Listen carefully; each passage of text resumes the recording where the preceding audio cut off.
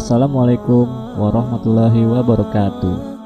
Sebelum kalian menonton video ini, alangkah baiknya kalian tekan tombol subscribe terlebih dahulu. Dan jangan lupa tekan loncengnya agar kalian mendapatkan notifikasi untuk upload video terbaru selanjutnya. Terima kasih. Saya pernah mendengar cerita tentang manusia masuk surga dan neraka. Di antaranya kisah tentang wanita tunasusila pelacur yang masuk surga karena menolong seekor anjing. Kisah seorang yang masuk surga tapi belum pernah sholat dan sujud, orang masuk surga dan neraka karena seekor lalat. Pertanyaan saya, apakah saat ini sudah ada umat Nabi Muhammad atau manusia yang sudah berada di surga neraka? Bukankah manusia akan masuk surga neraka setelah hari kiamat? Kisah tentang seorang perempuan WTS membuka sepatunya, sepatu kulit, dimasukkannya ke dalam sumur, dituangkannya ke anjing yang menjulurkan lidah. Bukan umat Nabi Muhammad, tapi cerita tentang Bani Israel. Allah mengampunkan dia dan dia akan masuk surga. Apakah di surga itu sekarang sudah ada orang di dalamnya? Nabi Muhammad dulu masuk ke surga untuk apa? Meninjau-ninjau, menengok. Orang yang soleh meninggal, rohnya masuk ke dalam burung paruh warna hijau. Burung itu terbang ke sana kemari. Buka kitab Ar-Ruh, ditulis oleh Imam Ibnu Qayyim Al-Jauziyah. Bapak, ibu, adik-adik, kalau mau baca kitab tentang surga, neraka, alam barzah, dua kitab. Pertama, At-Tazkirah, Imam Al-Qurtubi. Ar-Ruh, Imam Ibnu Qayyim Al-Jauziyah. Ada orang-orang dibawa singgah ke surga jalan-jalan. Ini pemukiman, real estate, rumah mewah. Nanti akan ditempati 1 Januari 2018. Tapi sebelum itu orang boleh jalan-jalan, nengok, survei-survei dulu. Makanya orang mati syahid wajahnya senyum. Kenapa orang mati syahid wajah senyum? Karena sebelum nyawanya keluar, malaikat sudah mengepakkan sayapnya. Di situ nampaknya. Kau akan mati, kau tinggal di lorong blok C nomor 15. Senyum dia. Ini kita sekarang jangankan tempat surga, parkir pun bayar. Apa hukumnya jika saya sholat sambil menutup mata agar sholat saya menjadi lebih khusyuk? Apakah ini tak boleh Pak Ustadz? Sebab dulu saya pernah tanya hal ini pada dosen agama, katanya ini tak boleh. Karena dianggap tak sopan pada Allah. Sementara jika mata saya terbuka, saya sulit untuk khusyuk. Adakah solusi untuk saya Pak Ustadz? Thanks. Ada gambar senyum. Titik 2. Sekarang saya mau menunjukkan beberapa riwayat sahabat Nabi itu sholatnya pejam mata atau buka mata. Jangan jawab. Nabi jadi imam, sahabat di belakang. Ketika sedang sholat, Nabi buka selopnya, sendalnya. Waktu itu Masjid Nabawi pasir. Nabi buka selopnya, semua sahabat yang ada di belakang membuka selop. Kira-kira sahabat di belakang pejam mata atau buka mata? Buka. Karena kalau pejam mana dia tahu. Uqtulul aswadaini fi shalah. Bunuhlah dua yang hitam ketika kau sedang sholat. Allahu Akbar. Lewat dua yang hitam. Apa yang hitam itu? Kalajengking dengan ular. Bunuh. Kira-kira orang sholat bisa ada dua yang hitam lewat. Dia tahu matanya terbuka atau tertutup? Terbuka. Kalau tertutup, tiba-tiba udah tegak anaconda. Nah, terbuka. Jadi masalah sholat terbuka atau tertutup, terbuka. Tapi ada saat tertentu kita mesti tutup. Saya pernah mengalami. Pas di depan saya pakai baju kaos, tertulis di belakangnya. Hidup memang susah, jangan bikin susah. Asal saya buka, terbaca.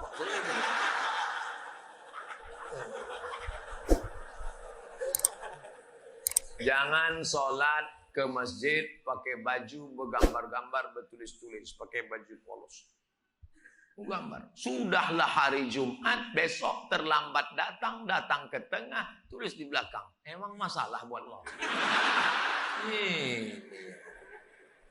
Kita bukan cerita sah tak sah, tapi efek pengaruhnya terhadap ibadah.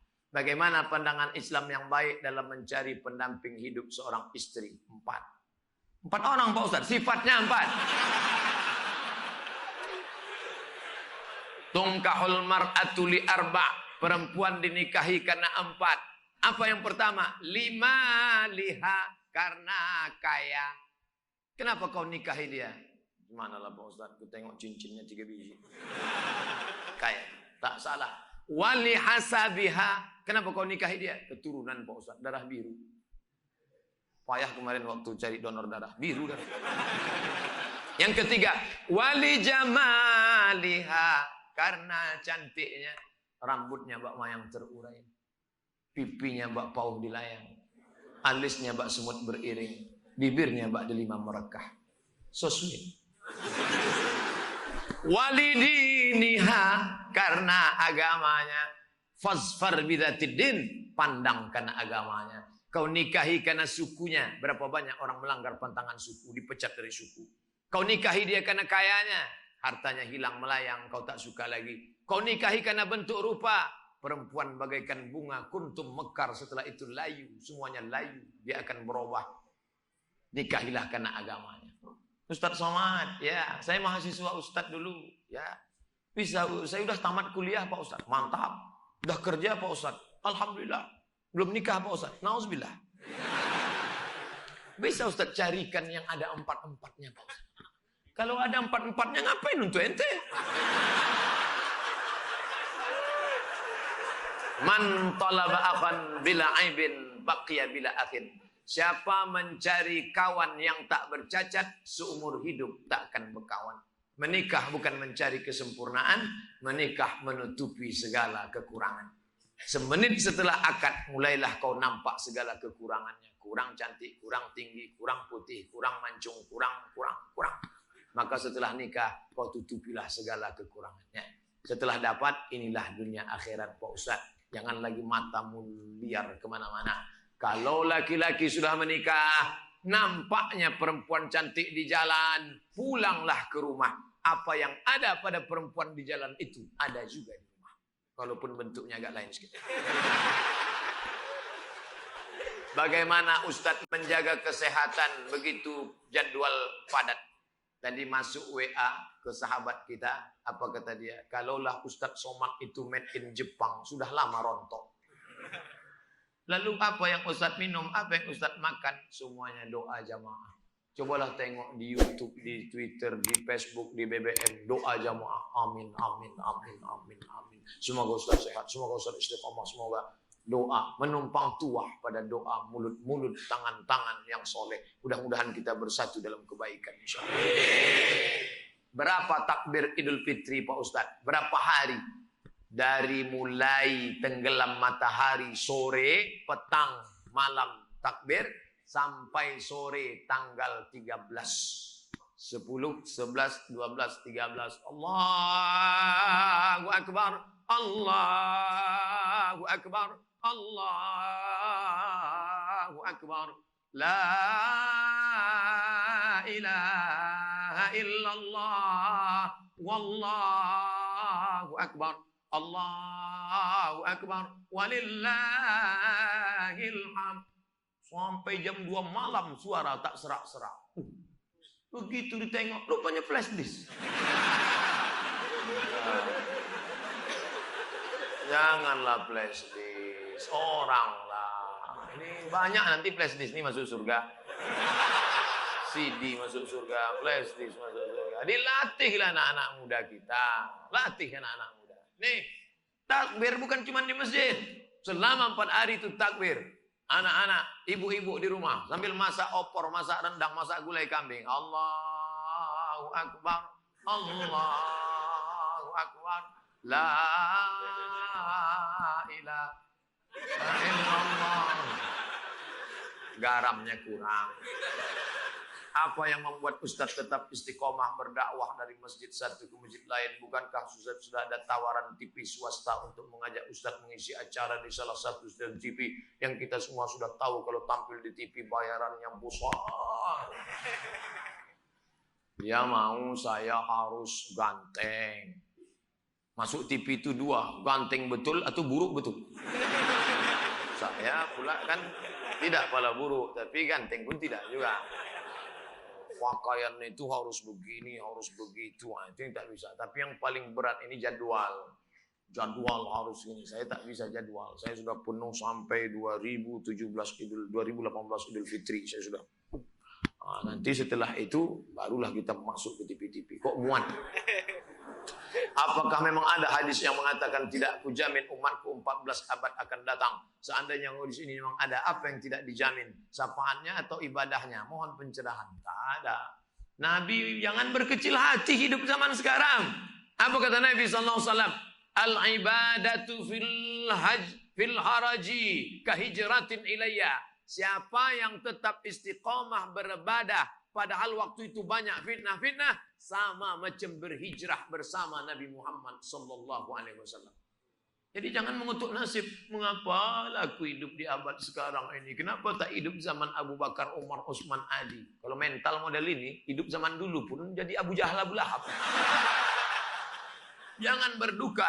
Anak-anak muda, kalian yang banyak godaan, justru hebat. Ini anak-anak muda yang datang malam ini. Luar biasa. Tadi udah ada yang ngajak ke karaoke, ada yang ngajak ke night club, ada yang ngajak main gapli, ada yang ngajak dangdut. Dia tolak itu semua. Maka sama macam hijrah bersama Nabi Muhammad SAW. Tuh. Bro, kita gimana karaoke malam ini? Tidak, aku mau ngaji ke sana. Ada Ustaz Somad datang. Itu. Setelah, jadi gimana? Pulang dari sana kita.